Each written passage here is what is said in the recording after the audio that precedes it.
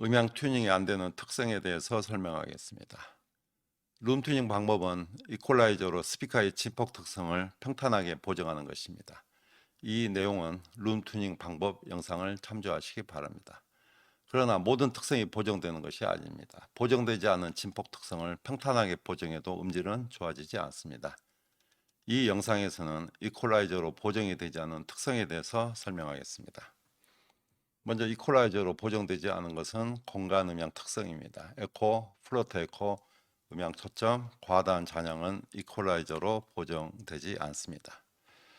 다음에 위치별 특성, 위상 특성, 정제파의 팁, 컴퓨터 왜곡의 팁, 스피커 설치 위치가 적절하지 않아서 생긴 문제점들, 스피커 간의 간섭, 중고음 스피커와 서브우퍼가 떨어져 있는 특성, 불필요한 스피커를 많이 설치한 경우는 보정이 되지 않습니다. 이 각각에 대해서 보겠습니다. 자, 어느 지점에 마이크를 설치해서 튜닝을 했습니다. 그러나 마이크 위치가 바뀌면 특성이 이렇게 변해버립니다. 예를 들어서 스피커 앞에 여기서 튜닝을 해서 평탄한 특성으로 보정을 했습니다. 그런데 다른 지점에서는 전혀 다른 특성으로 이렇게 나타납니다. 마이크 앞, 스피커 앞 1m 지점, 2m 지점입니다. 두 특성을 보시면은 중고음은 거의 같습니다만은 저음 특성이 이렇게 달라집니다. 자, 1m에서 녹음한 특성, 2m에서 녹음한 특성을 음악을 들어보시기 바랍니다.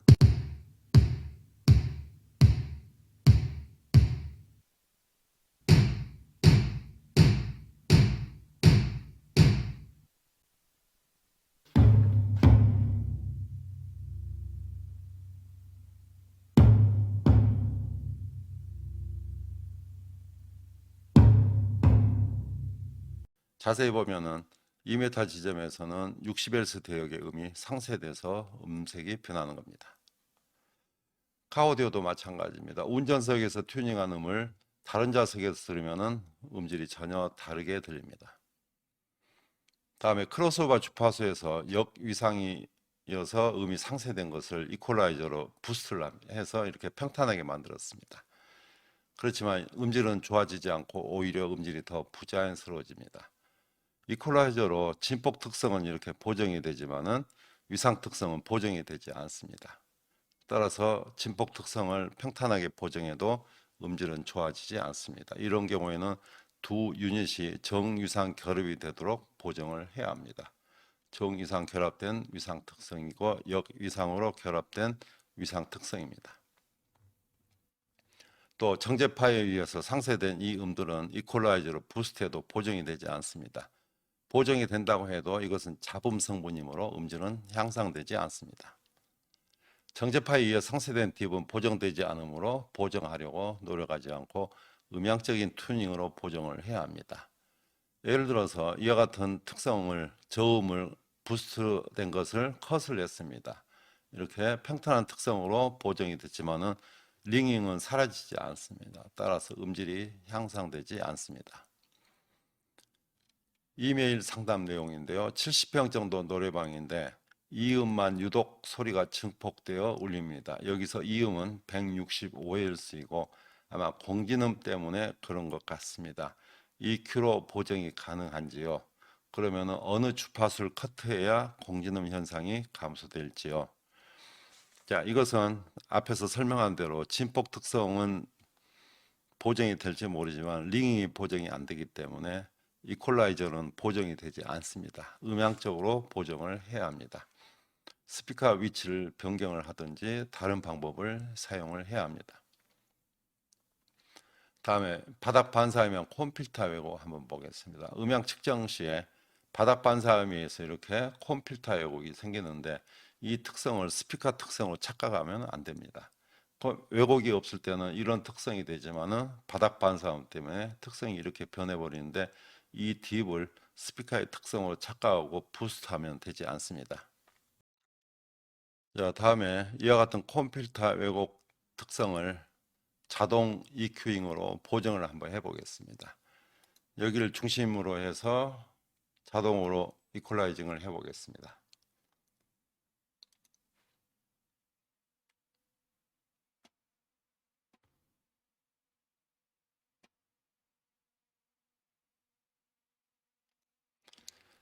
자, 이 6dB 증가된 이 피크는 보정이 됩니다. 근데 고음은 또 되지 않고, 자, 음이 상쇄된 부분은 전혀 부스가 되지 않습니다.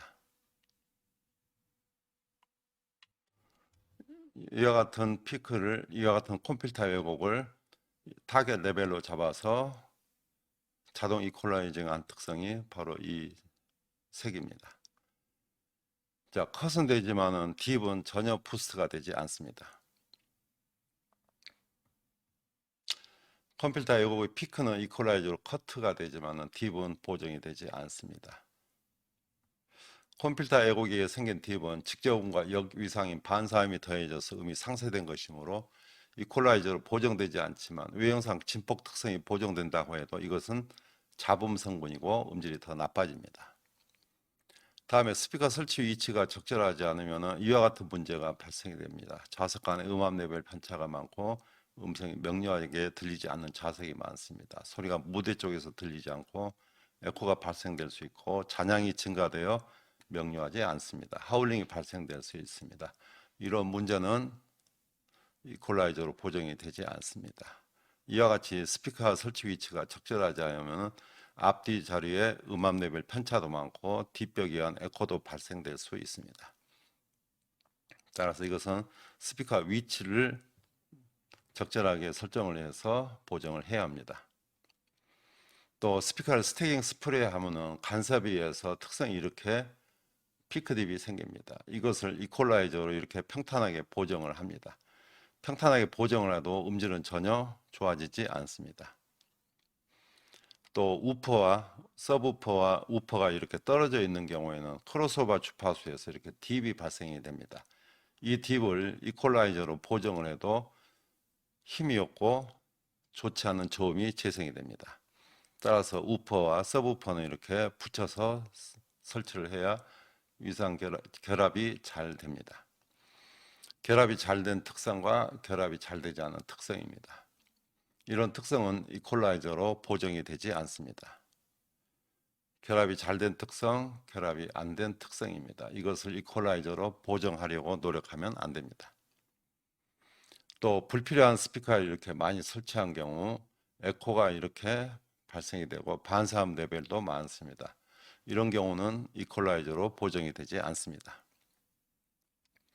룸튜닝 작업은 스피커 시스템의 튜닝과 음향 시스템의 최적화 작업이 끝나고 최종적으로 이루어지는 작업입니다. 따라서 스피커 시스템 튜닝과 시스템 최적화가 완벽하지 않으면 룸튜닝 작업에 의해 진폭 특성이 평탄해도 좋은 음질이 재생되지 않습니다. 오히려 이퀄라이저로 보정하지 않은 상태의 음질이 더 좋은 경우도 많습니다. 이와 같이 룸튜닝은 모든 음향 시스템에 효과가 있는 것이 아닙니다. 음향 시스템 설계가 잘못되거나 스피커 설치 위치가 적절하지 않은 경우에는 룸튜닝 효과가 없습니다. 이것은 룸튜닝으로 어떠한 음이든 보정이 된다는 것을 의미하는 것이 아니고 원래 음질이 좋아야 더 좋은 음질로 보정된다는 것을 의미합니다. 그리고 이퀄라이저로 보정되지 않는 특성을 무리하게 보정하면 음질이 더 부자연스러워집니다. 룸튜닝 방법은 아주 간단합니다. 그러나 튜닝 전에 반드시 해야 하는 작업이 있고 튜닝이 되지 않은 특성을 잘 이해하고 있어야 합니다. 또한 튜닝 후에는 튜닝 전보다 음질이 향상되었는지 청감으로 확인할 수 있어야 하므로 청감 능력이 필요합니다. 이퀄라이저는 음질을 열화시키므로 사용하지 않는 것이 좋다고 하는 의견도 있습니다. 이퀄라이저를 음향 시스템에 삽입하면 불필요한 회로를 통과하는 것이므로 이퀄라이저가 없는 상태보다 조금이라도 음질이 열화되는 것은 사실입니다. 그러나 음향적인 룸 튜닝으로 완전하게 보정하는 것이 어려우므로 이퀄라이저로 보정하는 것입니다. 보정 후의 음질이 보정 전보다 좋지 않은 것은 보정 방법이 적절하지 않거나 보정되지 않는 특성을 무리하게 보정하였기 때문일 것입니다. 이퀄라이저를 적절하게 잘 활용하면 음질을 향상시킬 수 있는 것은 사실이지만 음질을 보정하는 맞는 기계로 생각하면 안 됩니다. 다시 말하면 이퀄라이저는 음질을 보정하는 맞는 기기가 아닙니다. 룸튜닝에 대한 상세한 내용은 음향 시스템 기술 15장을 참조하시기 바랍니다. 참고 동영상입니다. 음향 튜닝 방법은 이 영상을 참고하시기 바랍니다.